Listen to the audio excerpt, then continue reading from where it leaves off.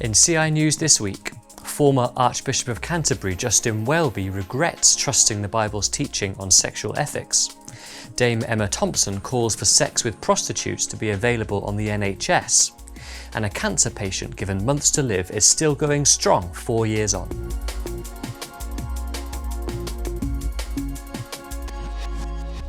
Hello, welcome to CI News on the 4th of July. I'm Rhys Curnow. Justin Welby has denigrated faithful Christians by saying he was being thick when he held to the Bible's teachings on sexual ethics.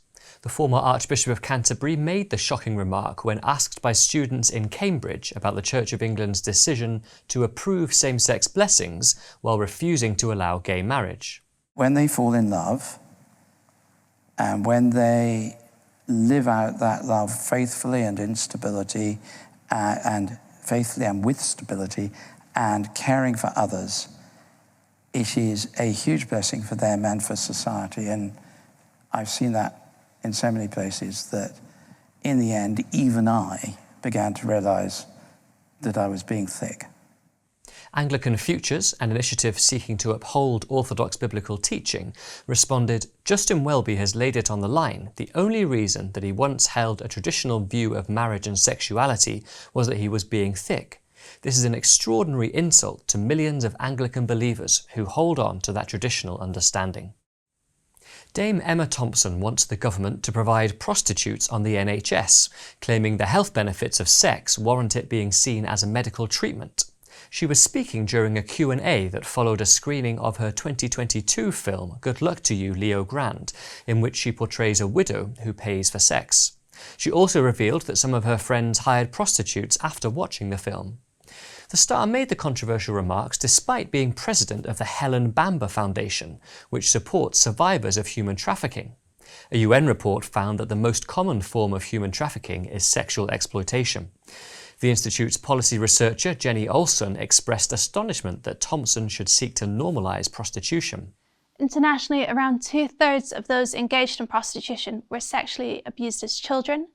It's devastating that so many of them were not rescued out of systematic abuse and later became involved in prostitution. Whether she realises it or not, Emma Thompson is actually advocating for the further exploitation of those with deeply traumatic pasts, many of whom feel trapped in the present circumstances.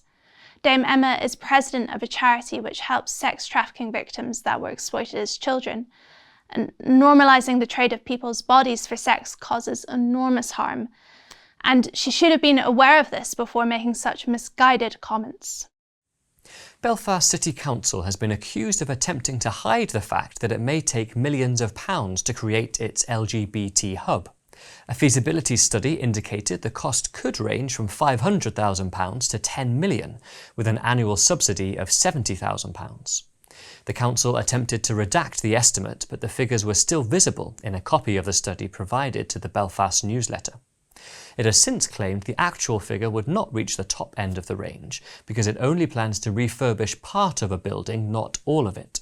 The council will now consider the next steps for the hub, which was commissioned in collaboration with trans activist groups, including the Rainbow Project.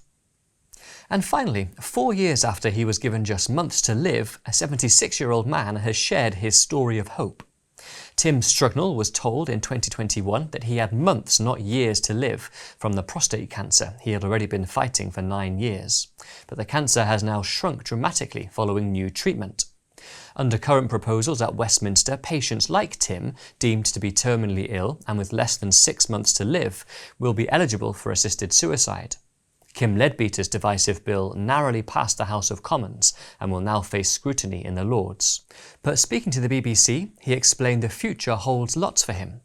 "My whole life has changed. I have a lot more energy and enthusiasm, and I'm not thinking, I don't know how long I've got.